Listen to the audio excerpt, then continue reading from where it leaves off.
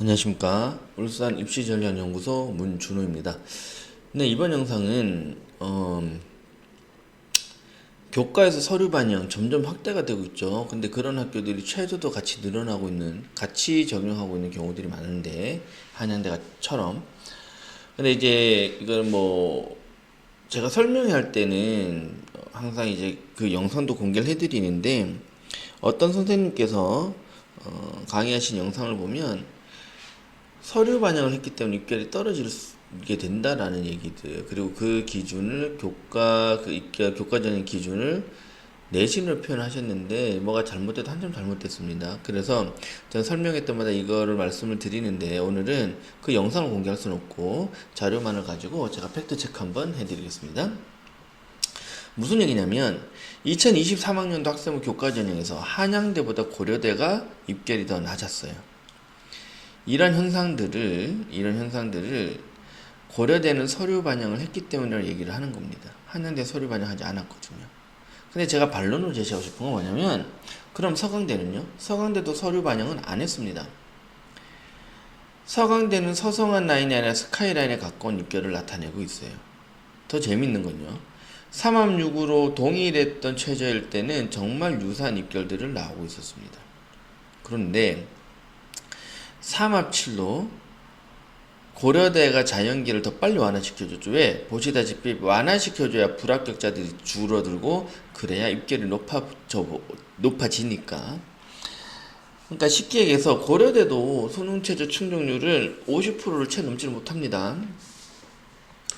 그러면 이 수능 최저가 들어가 있는 학교들은 내신 성적이나 학생부 내용을 떠나서 내위로 떨어지는 불합격자들이 많죠. 근데 한양대는 그런 게 없어요. 한양대보다 좋은 학교로 갈아타겠다 하지 않는 이상 불합격자들이 없죠. 그러니까 입결이 높아지는 겁니다. 서류 반영 자체를 해서 입결보다 높은 데 떨어지거나 낮은 데 붙는 특별한 사례들이 있을 수는 있겠습니다만, 이렇게 전반적으로 계속 지속적인 하락을 나타내고 전체적인 하락을 나타낼 정도의 영향력을 가진 건 아닙니다. 왜? 교과 전형의 서류 반영은 동국대 같은 경우가 그런 게 조금 첨예 있는데, 이 아이가 꾸준히 올랐는지 떨어졌는지, 그리고 계열적 합성이 맞는지. 동국대 같은 경우 10개가 밖에 과목이 안 들어가잖아요. 근데 건축학과를 가려고 하는데 기하도 수강을 안 하고 물리도 수강을 안 했어. 수학 1등 겨우 하나 들어가 있는데 그게 1학년 때 게 다야.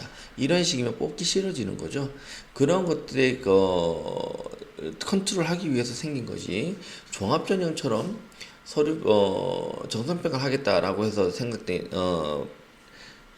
변형된 전형이 아니고요. 그리고 이제 또 하나의 반론으로 제가 제시하고 싶은 건 뭐냐면, 자, 2023학년의 고3들이 진학을 했던 2024학년도 교과 전형 때부터 부산대는 교과 전형의 서류를 반영하기 시작을 했습니다. 지금 글씨가 작아서 잘 안 보실 건데, 이 빨간색으로, 전체는 아니고 일부 화면상 자른 거예요. 이 빨간색의 학과들은 서류 반영을 시작을 했는데 오히려 입결에 올라가 있는 학교, 상승한 학과들이에요. 거의 반반 정도죠, 그죠? 미세한 차이도 있고 일부 학과는 큰 차이로 올라가거나 내려가기도 했습니다만, 이런 것도 마찬가지입니다. 그러니까 서류 전형의 어떤 특별한 입결에 대해서 변화를 크게 가져오는 건 아니에요. 특이한 사례들 떨어뜨리거나 합격시키는 사례들이 있을 수 있다는 거, 그런 거 알고 계시면 좋을 것 같고요. 그리고 제가 지난번에 입결에서 그런 말씀 드렸죠.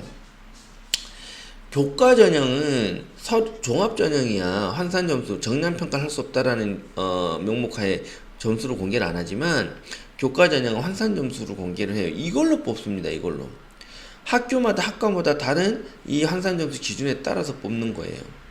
그래서 얘가 더 높았지만 단순 내신으로는 얘가 더 낮았습니다.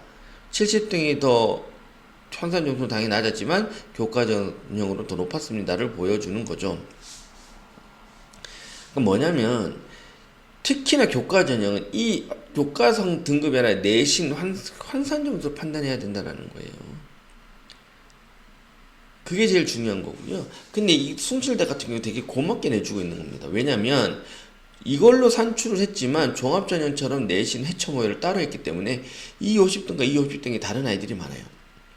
보세요, 고려대 같은 경우 서류 반영을 했기 때문에 한양대보다도 낮은 입결을 가졌다. 그러면 내신 등급보다 더 큰 영향력을 가지는 역할이었다라고 봐야 되는 거잖아요. 그런데 50등의 내신과 70등의 내신에서 그 어떤 학과도 역전 현상을 보여주고 있는 건 없습니다. 그럼 최소 둘 중 하나인 거겠죠? 자, 서류 반영을 해도 내신 등급의 우선순위에 비례한다, 우선순위에 따른다라는 거. 혹은 내신 점수가 아니라 상산 점수로 봐야 된다라는 얘기인 거겠죠. 그럼 무슨 말씀이냐면, 그러니까 그걸 순실대 얘기고, 내신 점수에 따라서 서류 전형에 서류 반영을 하고 있는 계기가 하게 됐는데, 내신 등급이 서류 반영을 해도 변화가 없었다는, 50등과 70등의 변화가 없었다라는 얘기, 혹은 EI와 EI가 다를 거라는 얘기, 둘 중 하나는 명백한 거잖아요. 그리고 그 설명을 하시는 분이 학교 선생님이에요. 아주 큰 강연도 많이 하시는. 아마 저보다 저만큼 혹은 저보다 많이 할 수도 있는 분일 거고요. 그런데 이렇게 내신 등급만을 가지고 서류 반영을 하는 순간 입결에 역전 현상이 생긴다고 얘기하고 있다는 거는 정말 무지하거나 조금 더 나쁜 의도로 학생과 학부모들의 눈가리기를 하는 것밖에 저는 해석되질 않습니다. 조금 엄밀히 따지면. 냉정하게 표현해서. 그래서 다시 한번 정리를 하면요. 교과전에서 서류를 반영하는 거는 계열적 합성, 그 다음에 그 성적의 상승 하락 추이를 보고 싶은 그런 명목으로, 그런 목적이 더 강하다라는 거. 그리고 서류 전형을 했을 때 무조건 입결 하락이다. 같은 학교인데도 서류 전형을 했을 때 오히려 입결이 올라간 학교들도 많습니다. 서류 반영을 하고 안 하고에 대한 직결이 되는 게 아니다라는 거 꼭 알고 계시면 좋겠고요. 교과 전형의 그 입시 결과는 내신 등급이 아니라 환산 점수로 봐야 된다라는 거. 이거 지난번에도 말씀드렸지만 중요한 내용이니까요. 꼭 기억하시고 그리고 이 부분 염두하셔서 수시 지원 전략을 잘 잡아보시기 바랍니다. 네, 여기까지 하겠습니다. 감사합니다.